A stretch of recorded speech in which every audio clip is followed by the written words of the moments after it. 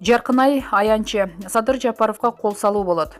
Саламатсызбы, Жаркынай айым. Коомдо Садыр Жапаров сыяктуу эле Тилек Токтогазыевди колдогондор да көп. Токтогазыевдин кийинки кадамдары кандай болот? Тилек Токтогазыев саясатка эрте аралашып алды. Кийинки кадамдарында туура эмес багыт алып алат да саясаттан биротоло кетет. Буга чейин өлкөнү Жээнбековдор башкарып келе жатат деп айтылып келген. Бир тууган Жээнбековдорду эмнелер күтүүдө? Коомдо түшүнбөй эле Сооронбай Жээнбековду кетет деп ар түрдүү божомолдорду айтышууда. Сооронбай Жээнбеков азыр тактан кетпейт. Декабрдын башында шайлоо болот. Андан кийин өз ыктыяры менен президенттикти өткөрүп берет. Ал эми Асылбек Жээнбеков болсо саясаттан четтетилип, башка өлкөгө качуунун аракетин кылып жатат. Дагы деле болсо жаштар жаңы лидер келишин талап кылышууда. Жаңы лидер келеби же эскилерден эле кутулбайбызбы? Садыр Жапаров жаштар менен тыгыз байланышта иштейт. Жакшы иштер болот. Бирок коомго белгисиз болуп, көмүскөдө жүргөн жаш жигит лидер болуп жаштардын колдоосу менен чыгат. Экс-президент Алмазбек Атамбаев кайрадан абакка түштү. Кийинки абалды сиз кандайынан көрүп жатасыз? Ал киши саясатка киргенге аябай аракет кылды. Акырындык менен анын партиясы тарап кетет. Азыр деле Атамбаевдин ден соолугу начар. Мындай абал менен ал инфаркт алат.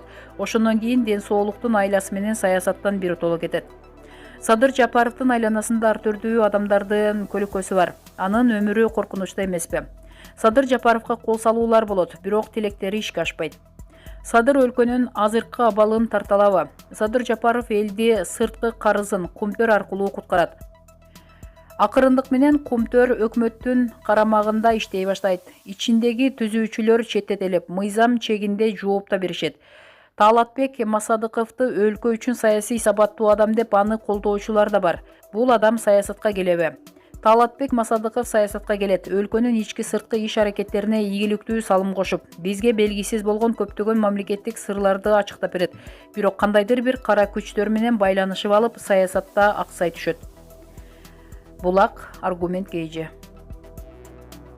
Темирлан Султанбековдун бөгөт чарасы каралууда. Бишкектин 1-май райондук соту парламенттик шайлоого катышкан жаш саясатчы Темирлан Султанбековдун бөгөт чарасын караган жатат.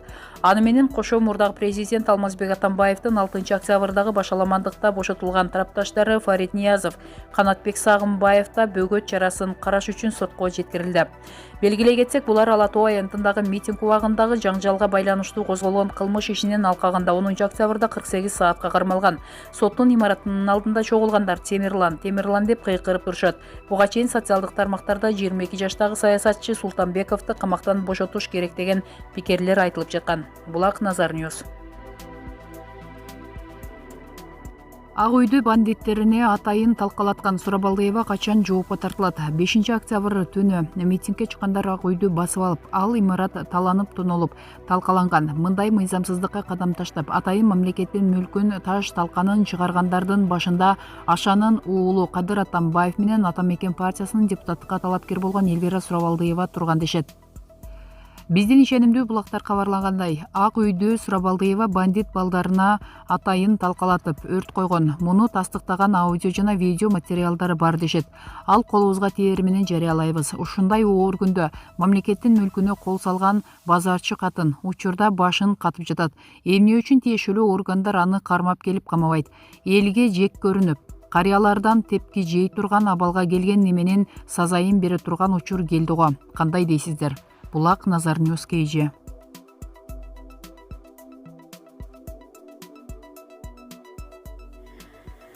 Ош шаардык соту Тилек Матраимовду камакка алуу чечимин чыгарды. Аким жана анын 2 жакын адамы кыргыз-өзбек чек арасынан өзбек чек арачылары тарабынан 6 октябрда кармалган. Ош шаардык соту Кара Суу районунун акими Тилек Матраимовдун баш коргоо чарасын тандап, 1 айга тергөө абагына камоо чечимин чыгарды. Бул тууралуу Ош облустук сотунун маалымат кызматы билдирди. Матраимовдун баш коргоо чарасы 9 октябрда каралган. Соттун чечими менен ал 9 ноябрга чейин УКМКнын тергөө абагында болот.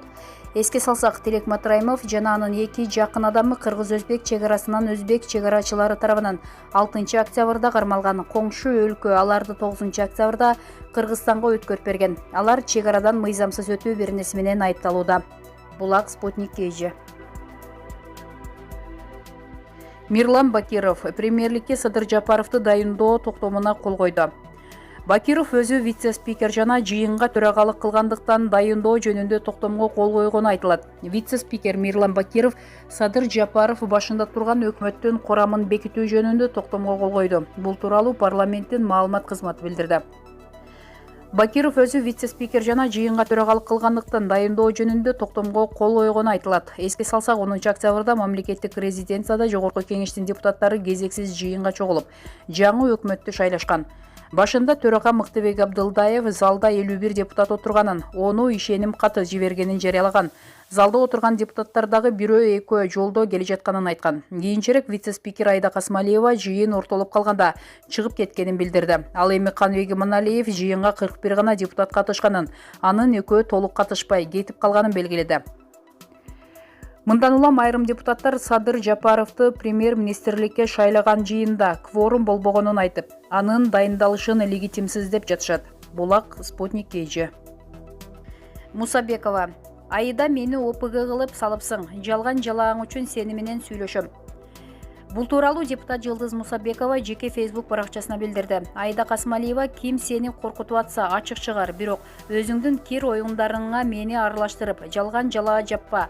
Койтулуктун да чеги болот. Мен сени коркутмак тургай, сүйлөшкөн да эмесмин. Резиденцияда өзүң келип учурашкансың. Достукка чакырдың, бардым. Ошо жерде да сен, Мыктыбек Юсупович, Камчыбек Ташиев үчөөң кичинекей бөлмөдө отургансың. Кол коюп чыгып кеттим. Депутаттар чогулгуча ошо жерден мен чоңмун дегендей каада көрсөтүп эле отурдуң эле го. Сенин текебер мүнөзүңдү баарыбыз эле билебиз. Азаттыкта коллегаларың сен жөнүндө терс пикир айтса сага болушчумун. Көрсө чын экен да. Мага жалган жалаа жаппа. Сен эне болсоң, мен да энемин. Сенде бир кыз болсо, менин 4 кызым бар, бир уулум бар. Коркутту деп өз кадыр баркыңды жөн эле көтөрө бербе. Фейсбукта сени жазып сөккөндөр мени деле сөгүп атат. Ага териккен, корккон жокмун. Крим дүйнөнүн чыныгы адамдары, аялдар менен кармашпайт, ошону бил. Бирөө тамашалап койсо керек сени эрмектеп. Кумурсканы пил кылба. Мен сага окшоп жасалма сүйлөбөйм. Эл алдында атайы оңдонуп, сөкчүнү сөгүп, тепчүнү тээп эле коем.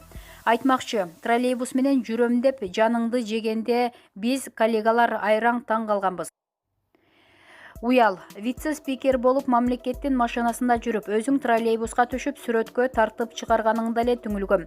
Мамлекеттин акчасы менен Ошко канча жолу учканыңды да унутпай. Булак Аргумент KG.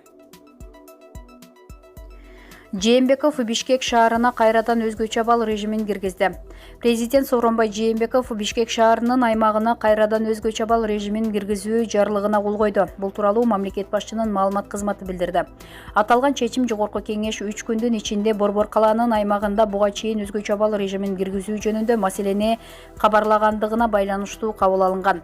Өзгөчө абалдын массалык башаламандыктардын натыйжасында күч колдонуу менен адамдардын өмүрүнө, ден соолугуна коркунуч жараткан кырдаал сакталгандыгына байланыштуу. Жарандардын өмүрүн, саламаттыгын, алардын коопсуздугун сактоонун өзгөчө кызыкчылыгын көздөп, ошондой эле коомдук саясий кырдаалды тез арада турукташтыруу, Бишкек шаарынын аймагында коомдук тартипти камсыз кылуу максатында киргизилип жатканы айтылат. Анын негизинде Бишкектин аймагында 2020 жылдын 12 октябрынан саат 20:00 баштап 2020 жылдын 19 октябрына саат 7:00 чейин өзгөчө абал киргизилди.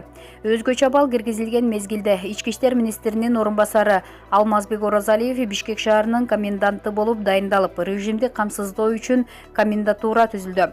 Бишкек шаарынын аймагында төмөнкүдөй өзгөчө чаралар, жарандардын укуктарын жана эркиндигин убактылуу чектөөлөр жана алардын кошумча милдеттери аныкталды. Коменданттык саат киргизилип, жарандардын келип кетүүсүн өзгөчө режими коюлду. Мындан сырткары коомчулук, жалпыга маалымдоо каражаттарынын өкүлдөрү үчүн бир нече талаптар коюлду. Жарандар массалык топтолгон жерлерде документтер текшерилет жана байланышты пайдалануунун өзгөчө эрежелери киргизилери айтылды.